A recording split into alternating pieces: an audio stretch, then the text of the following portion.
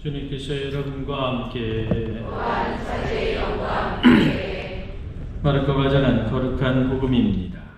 빵을 먹은 사람은 장정만도 5,000명이었다. 주님의 말씀입니다.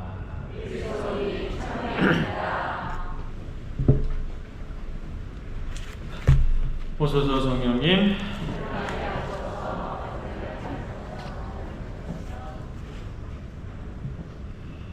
오늘 성경 공부 오병이어의 기적 이야기, 그 안에 나오는 예수님을 만났던 군중들, 또 오늘 우리가 이 오병이어의 기적 이야기는 일반적으로 그 모든 4개 복음사가에 다 등장을 하거든요. 여러 가지 전승들이 있었던 것인지, 아니면 하나의 전승을 복음사가가 각색을 했었던 것인지, 아니면 2가지, 3가지의 전승을 어떤 사람들이 취사 선택을 해서 선택을 한 것인지, 그것은 알 길이 없으나 어찌되었든 간에 전체적으로 비슷한 형태의 오병이어 이야기가 4가지 복음서 안에서 등장을 하고 있습니다. 마테오복음 14장, 마르코복음 6장, 루카복음 9장, 요한복음 6장에 걸쳐서 쭉 나오게 되죠. 예수님께서 빵을 많게 하셨던 이 기적 이야기, 아류작이 있어요. 어떤 거냐면 4,000명을 먹이신 기적 이야기, 거기에는 이제 빵 7개로 나오게 되죠. 같은 것이었을까, 다른 것이었을까, 그것은 우리에게 있어서 크게 중요하지 않습니다.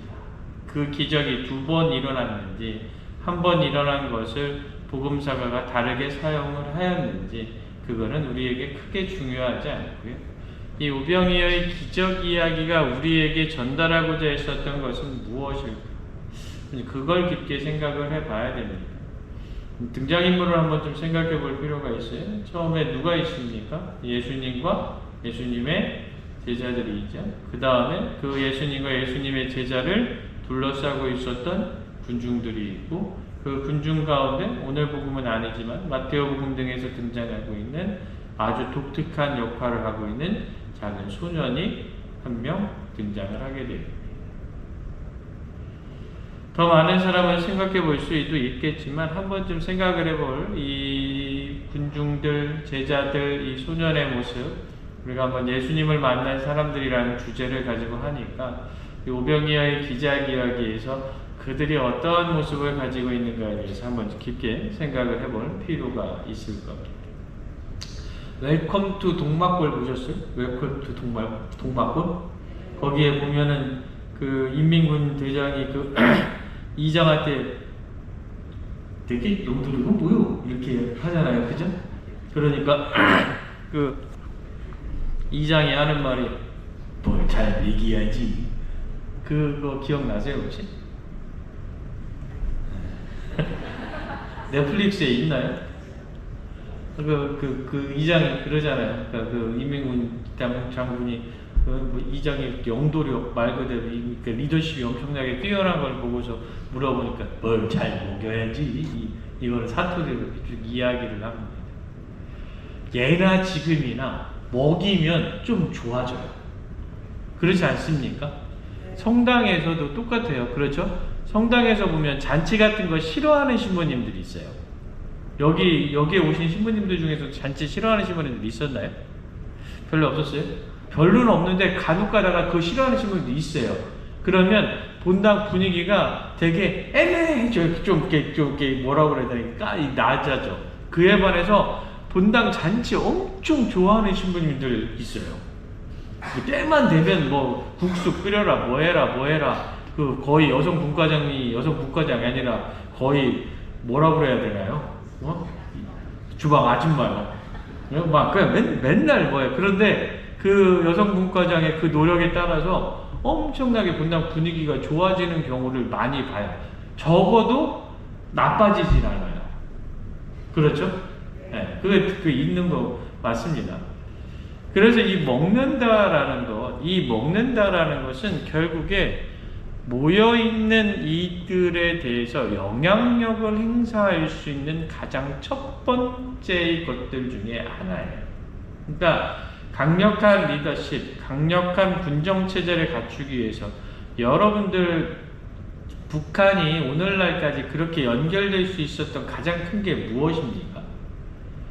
여러분들 혹시 배우셨는지는 모르겠지만 북한학 교수님이 저희 신학교 다닐 때 북한학 교수님이 계셨는데 북한과 남한의 차이가 뭐였냐면 남한에는 공세리 성당, 명동 성당, 풍수원 성당 같은 성당이 남아 있었는데요. 6.25 전쟁이 끝나고 북한에는 아무것도 없었다라는 거예요. 말 그대로 산에 나무 하나가 없었다라고 이야기를 하죠. 왜냐하면 미군이 하도 폭탄을 쏟아부어가지고 없었다라고 해요. 거기서 말 그대로 그들이 생각할 때, 북한 주민이 생각할 때 그 불모지의 땅에서 자기네들한테 말 그대로 밥을 먹여준 사람이 우리 수령동지다라는 개념이 있대요. 그러니까 잘하고 잘못하고를 떠나서 뭐 옳고 그름을 떠나서 합리적이고 비합리적인 사실을 떠나서 나한테 밥 줬잖아 라는 개념을 가지고 있으면 그 사람을 지도자로 어마어마하게 푸시하는 그게 대단히 많아졌대요. 그래서 그 북한의 현상, 우리가 볼 때는 말도 안 되잖아요. 그렇죠? 우리가 볼 때는 어떻게 저런 사회가 이렇게 유지가 되고 어떻게 저게 막 보면 무슨 뭐 백두혈도 아이고 막 무슨 지금 시대에 무슨 말도 안 되는 그런 거라고. 근데 그들이 그렇게 하는 이유가 거기에 있다고 그러더라고요. 2000년 전으로 그 개념을 가지고 쑥 돌아가 보면 예수님께서 이 5,000명을 먹이신 이 기적 이야기가 얼마만큼 당대에 있어서 유효이 됐었을까? 여러분들 오늘 복음 맨 마지막에 보면 장정만도 5,000명이나 되었다라고 그러잖아요. 그렇죠? 그러면 5,000명의 사람에게 추앙받는 예수님을 왕으로 추대하고자 하는 5,000명의 장정이 있었다라는 거예요. 그럼 여러분들 장정만 5,000명이면 얼마만큼 대단한 힘이 있을 수 있었겠습니까? 그 주변에 딸려있는 사람들 하면, 그 주변에 친척까지 하면 그들도 역시 뭐 어마어마하게 예수님을 따르는 사람은 가치가 낮아져가지고 그냥 빵 하나 던져주면 따르는 사람이고, 그 주변에 있는 사람은 엄청나게 형식이 높아서 이것저것 다 따지는 그런 사람들이 아니잖아요. 그러면 이 5,000명이 말 그대로 여러 가지 영향을 미쳤었을 때 얼마만큼 큰 영향을 미칠 수 있었을까? 미루어 짐작해 볼 수 있지 않았겠습니까? 그렇죠? 이 사건은 그래서 당대에 있어서 대단히 유명한 사건 중에 하나라고 보여지는 것.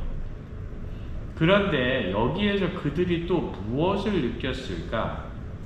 여러분들 생각을 해보세요. 우리가 흔히 이야기할 때, 여러 가지 이야기를 들을 때 보스와 리더의 차이, 여러분들 늑대무리 이동하는 거 혹시 영상 보신 적 있습니까? 늑대무리가 보통 한 20-30마리씩 모여서 이동하잖아요. 그렇죠? 그때 늑대무리에서 맨 앞에서 걸어가는 서너 마리의 늑대가 어떤 늑대냐면 가장 약하고 가장 늙은 늑대라. 그 다음에 이동하는 늑대가 젊은 늑대. 그 다음 이동하는 늑대가 어리고 암컷이고 힘이 좀 약하고 말 그대로 지금 한창 커나가는 청소년기에 있는 그런 늑대들. 그 다음이 가장 센 늑대, 그리고 맨 나중에 가는 혼자 가는 늑대가 그 가장 우두머리 늑대예요. 제가 이런 걸 다 외워갖고 왔어요. 네? 그래서 말 그대로 앞에서 공격을 받으면 그 젊은 그 늑대들이 그 늙은 늑대들을 보호하는 동안 뒤에서 그 우두머리가 뛰어가는 거고, 뒤에서 오면 그 우두머리가 혼자 그것을 막아내는 동안 앞에서 가던 젊은 늑대들이 와서 도와주는 그런 역할을 한다라고 이야기를 해요. 그러니까 어떻게 보면 가장 말 그대로 우두머리로서의 어떤 그 희생의 어떤 그런 부분들을 가지고 있는, 어떻게 보면 그 공동체에 대해서 정확하게 인식하고 있는 사람만이 우두머리가 될 수 있는 자격이 있는 어떤 자연의 섭리처럼 예수님의 모습도 어떤 것이었냐면, 예수님을 따라다니느라고 하느님의 말씀을 듣느라고 정말로 배고파하고 있었던 사람들에 대한 지극한 관심이 있었던 겁니다. 근데 그 관심이 단순히 내 말을 들었으니까 내가 너희에게 보상을 줘야지 이런 차원이 아니고요. 말 그대로 진정으로 가난하고 진정으로 소외되어 있고 진정으로 제도 밖에 있는 이들에 대한 직접적인 것을 가지고 있었던 거예요. 그것을 그 5천 명을 먹이신 기적 안에서 그들이 느끼는 겁니다. 그러니까 그들이 예수님을 왕으로 모시려고 했을까요? 안 했을까요? 했었겠죠. 기적. 그러니까 모든 모습을 볼 때는 우리의 입장 안에서 볼 때는 그게 이해가 돼요. 군중의 모든 행동들이. 그런데 예수님의 입장 안에서 볼 때는 기가 막힐 노릇이 될 수 있습니다. 그 부분에 대해서 한번 쭉 이야기를 해보도록 하겠습니다. 지금까지 얘기한 게 배경인데 아직까지 나가려면 9단계를 더 나가야 되는데 뭘 9... 걱정하지 마세요. 내가 한 데까지 하고 다음번 또 하면 돼. 여러분들 예수님이 기적을 일으키실 때 어떻게 합니까? 마르코야 내가 일으킬까 말까, 베드로 할까 말까, 아니면 마테오야 뭐 가서 물 좀 떠와라 뭐 이런 거 합니까? 안 해요. 손이 낫고 싶으냐, 아니면 아이는 죽지 않았다, 펴라, 쥐를 어루만져 주고 그냥 그렇게 해요. 근데 이 우병이어의 기적 이야기는 안 그래요. 어떻게? 제자들과 논의를 하세요. 말 그대로 예수님께서 제자로서 가져야 되는 마음이 무엇인지에 대해서 가르치기 시작하고 있는 것. 공동체가 구성되기 시작하면서 그들의 리더가 되는 사람이 어떠한 모습으로 변화되어야 되는지에 대해서 정확히 이야기를 하시는 것. 그래서 그들의 대답을 이렇게 쭉 보면 복음서의 행간을 읽어보면 제자들이 어떻게 변하고 있는지가 이 오병이어의 기적 이야기에서 살펴볼 수 있고 상상해 볼 수 있게 됩니다. 예수님께서 외딴 곳으로 가시려고 했었다. 여러분들 마테오복음 14장을 보면 왜 갔냐면 헤로데 안티파스가 세례자 요한을 죽였어요. 세례자 요한을 죽이기 시작하면서 어떻게 됐었을까? 공동체가 와해되기 시작을 했었겠죠. 당대에 있어서 세례자 요한이 했었던 이 세례운동은 어마어마하게 대단했었던 거예요. 그래서 하느님께서 우리에게 오셨던 그 초심자, 우리가 하느님의 선택을 받았던 이스라엘의 초심의 마음으로 돌아가야 된다는 운동이 세례운동이었었어요. 그 세례운동의 정점에 누가 있었느냐? 세례자 요한이 있었다라는 겁니다. 그 세례자 요한을 말 그대로 누가 죽였느냐? 로마의 권력을 뒤에 얻고 있었던, 당대에 있어서 이스라엘의 종교적인 부분들로서 자신들의 것들에 이익을 취하고 있었던 사람이 죽은 거예요. 그러니까 결국에 무엇이냐면 새로운 세력과 구시대의 세력이 정면으로 충돌했었을 때 새로운 시대의 세력이 완전히 꺾여버린 그 상황이 되는 겁니다. 그러니까 요한을 따르고 있었던 무리들이 대단히 어지럽게 흩어지고 있는 상황 속이었다라는 겁니다. 그때 예수님은 어떻게 군중을 모이게 하신다라는 거예요. 다시 말해서 요한이 가지고 있었던 그 권위가 그대로 예수님한테 넘겨오는 거예요. 그런데 그게 단순히 세례자 요한이라는 인간에게서 낳은 사람 중에 가장 큰 사람의 권위의 부분이 아니라 하느님의 권위로 새롭게 다가오는 거예요. 그래서 사람들이 어떻게 너도 나도 그 모습을 알아보게 되는 거예요. 그런데 예수님이 거기서 어떻게 가느냐? 외딴 곳으로 가신다라는 거예요. 우병이어의 기적 이야기를 통시적 방법, 공시적 방법으로 쭉 구분을 해봤었을 때 이게 여러 가지의 기적 사건 이야기 이후에 나온 부분이거든요. 그러다 보니까 하느님에 있어 세례자 요한이 가르쳤었던 인간으로서의 초심으로 돌아가는 그 세례운동 말고 하느님께서 우리에게 새롭게 보여주시고자 하셨던 하느님 나라의 새로운 질서, 새로운 힘, 새로운 권위에 대해서 사람들이 점점점 깨닫기 시작했었다라는 거죠. 그러니까 세례운동과는 비슷해 보이지만 완전히 다른 그 무언가에 대해서 동화되고 있었던 그 순간에 세례자 요한이 죽었고 그러므로 인해서 엄청난 변화 속에서 예수님만이 보이게 되는 그 순간인 거죠. 그 순간에 예수님은 어디로 가셨다? 외딴 곳으로 가셨다. 이게 좀 아이러니하죠. 그렇죠? 상황이 이래 엄청나게 이제 말 그대로 좋은 상황이라고 표현할 수는 없지만 하여튼 이제 예수님만 남은 상황이니까 그럼 어떻게 사람들이 더 많은 군중이 있는 곳으로 찾아가시는 게 우리의 모습이잖아요. 그렇죠? 정치인들 어떻게 해요? 때만 되면 와가지고 성당 와가지고 맨날 와가지고 잘해보겠다 그러잖아요. 잘하게 개뿔이 잘하게 보내. 응? 그런데 그렇게 하잖아요. 그죠? 왜? 사람 많은 거 찾아가려고 그러는 거 아니요. 예? 그래가지고 그런 부분인데 예수님은 그와는 반대로 외딴 곳으로 가세요. 이게 여러분들 우리 신앙 안에서 대단히 중요해요. 뭐냐면 이 외딴 곳이라고 이야기되는 곳은 결국 무엇을 이야기하냐면 하느님이 활동하시는 곳을 이야기합니다. 다시 말해서 번잡한 곳, 시끄러운 곳, 사람들이 많은 곳은 무엇을 의미하냐면 인간이 활동하는 곳을 이야기해요. 다시 말해서 예수님이 활동하시고자 하는 곳은 어디다? 하느님이 활동하시는 곳이다 라는 것을 복음사가는 이야기하고자 했던 거예요. 그곳에 누가 오니까? 사람들이 찾아오는 거예요. 다시 말해서 하느님께서 활동하시는 것을 사람이 받아들이는 것이지 말 그대로 사람들이 만든 것을 하느님께서 말 그대로 하느님을 그 안에다 집어넣는 것이 아니다라는 거예요. 그래서 우리 신앙 안에서 가장 중요한 것은 내가 하느님을 만들어내는 것이 아니라 하느님께서 나에게 오신 내가 하느님 안에 갈 수 있는 그런 모습을 가지려고 노력하는 게 대단히 중요하다라는 거예요. 제가 강론 같은 거 준비하면서 이렇게 몇 가지 이렇게 쭉 보는데 요즘 이제 그 대형 개신교회들 막 이야기하면서 어떤 목사님이 오늘날에 있어서 그 강의를 한 게 이렇게 쭉 몇 가지 이렇게 뜨는데 오늘날에 있어서 가장 잘못된 부분 중에 하나는 신앙인들이 너무나 싸구려 기도를 하고 있다. 이 싸구려 기도가 뭐냐면 무엇 해주세요. 무엇 이루어주세요. 무엇 될 수 있게 말 그대로 예수님과 부탁하는 예수님과 거래하는 것만을 하고 있다라는 이야기를 하는 걸 봤습니다. 그게 어떻게 기도가 되냐? 그거는 예수님과 거래하는 거지.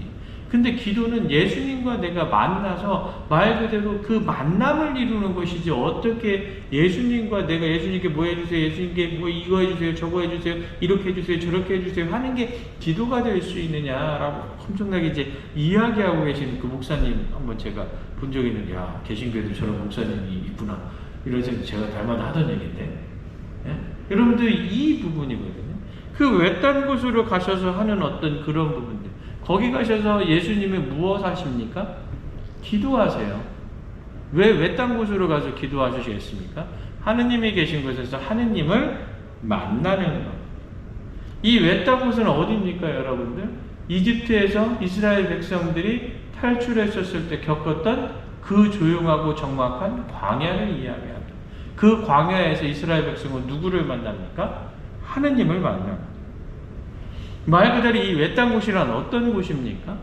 로마의 압제. 이집트의 모습으로 생각한다면 이집트에서 말 그대로 겪었었던 여러 가지 정치적, 경제적 착취, 사회적 수혜 그런 것들이 모두 해방되는 광야의 공간이었잖아요. 해방의 공간이었잖아요. 다시 말해서 예수님께서 외딴 곳으로 가셔서 하느님을 만나는 그 공간은 세상 사람들에게 있어서 그 번잡한 모든 것을 떠나서 하느님의 권능과 하느님의 권력이 살아있는 것, 하느님께서 원하시는 대로 이루어지는 것, 곧 우리가 추구하고 있는 교회로 이야기한다면 세상 안에서 이야기하고자 하는 하느님 나라가 되는 곳, 그곳이 바로 그 외딴 곳이었다. 그래서 하느님은 어떻게 일하신다? 외딴 곳에서 일하신다. 하느님은 어디에서 일하신다? 변두리에서 일하신다. 여러분들 저 오늘 여기까지만 할게요. 1번 했어요. 1번. 네, 다음 주에 2번, 3번 하고 그 다음 주에 뭐 4번, 5번 하죠. 여러분들 이 외딴 곳 되게 중요해요. 외딴 곳이라는 게 광야로 가는 운수자들 예전에 많이 했었던 이 광야로 가는 것에 있어서의 가장 중요한 부분 중에 하나는 뭐냐면 결국 내가 하느님과 만나는 거예요. 하느님의 권력, 하느님의 다스리심을 인정하는 것. 이게 내가 외딴 곳으로 가는 것. 반대를 이야기해서 번잡스러운 곳으로 간다는 것은 하느님과 떠나 있는 것, 나를 드러내려고 노력하는 것. 그 부분들을 이야기하는 겁니다.